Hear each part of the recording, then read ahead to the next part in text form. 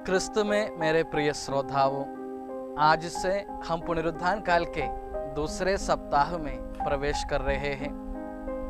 यीशु के पुनरुत्थान द्वारा पूरा जगत और सारी सृष्टि नवीनीकृत हो गई है। इसलिए इस रविवार को नया रविवार भी कहलाया जाता है। एक बार कैटेकिज्म क्लास के बाद घर लौटा बच्चा अपनी मम्मी से पूछा, मम्मी आज टीचर ने बोला कि अगर हम विश्वास से प्रार्थना करेंगे तो पहाड़ भी हटा सकता है, क्या यह सच है? मम्मी ने कहा, हाँ बेटा, टीचर ने सही बोला। बच्चा बहुत खुश हो गया क्योंकि उसके घर के सामने एक बहुत बड़ा पहाड़ था और उन्हें कहाँ पर भी जाना है तो उस पहाड़ को घूम के जाना पड़ता था। दूसरे दिन से स्कूल जाने के पहले बच्चे ने अपना हाथ बढ़ाकर प्रार्थना करना शुरू किया कि इस पहाड़ को यहाँ से हटा दीजिए, लेकिन पहाड़ वहां से 1 इंच भी नहीं हिला। फिर भी हार मानने के लिए वह तैयार नहीं था।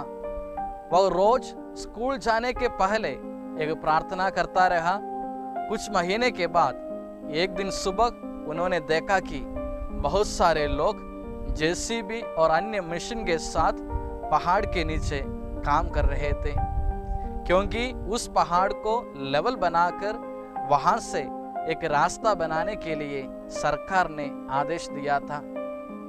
देखिए मेरे प्रिय श्रोताओं, जब विश्वास के साथ बच्चे ने प्रार्थना की तब ईश्वर स्वर्ग से उतरकर पहाड़ को नहीं हटाया, लेकिन दूसरे व्यक्तियों द्वारा ईश्वर ने जरूर उसके प्रार्थना का उत्तर दिया। आज के समाचार में हम देखते हैं कि ईसा की मृत्यु द्वारा भयभीत और हताश शिष्यों को पुनरुत्थान के बाद यीशु दिखाई देते हैं, लेकिन ईसा के आने के समय 12 में से एक थॉमस उनके साथ नहीं था। इसलिए दूसरे शिष्यों ने उससे कहा, हमने प्रभु को देखा है। असंभव सी बातों के लिए जिद करने वाले बालक के सदृश गुरु दर्शन के लिए तड़पने वाला संत थॉमस जिद से कहा, जब तक मैं उनके हाथों में कीलों का निशान ना देख लूं, कीलों की जगह पर अपनी उंगली ना रख दूं और उनकी बहाल में अपना हाथ ना डाल दूं, तब तक मैं विश्वास नहीं करूंगा। 8 दिन बाद शिष्य लोगों को दोबारा दर्शन देते वक्त प्रभु ने थॉमस से कहा, अपनी उंगली यहाँ रखो, देखो ये मेरे हाथ है, अपना हाथ बढ़ाकर मेरी बहाल में डालो और अविश्वासी नहीं बल्कि विश्वासी बनो।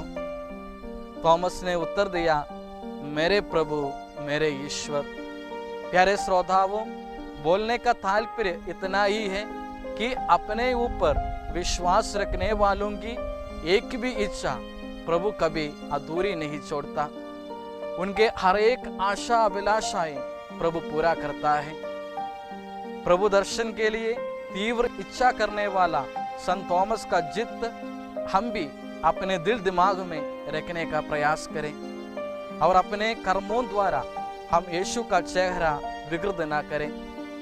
पापा फ्रांसिस कहते हैं कि Christians must think like Christ, यानी एक मसीही व्यक्ति यीशु के जैसे सोच विचार करना चाहिए।